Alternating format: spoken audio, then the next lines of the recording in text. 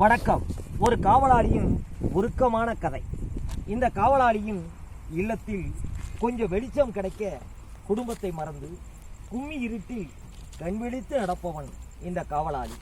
இவனிடம் எத்தனையோ கொள்கையும் கோட்பாடும் சமூக சிந்தனையும் ஒட்டி ஒளிந்து கிடக்கிறது. இவன் ஒரு பெரிய எழுத்தாளன் அல்ல, ஆனால் சமூகத்திற்காக ஆர்வத்தோடு கிறுக்குபவன்.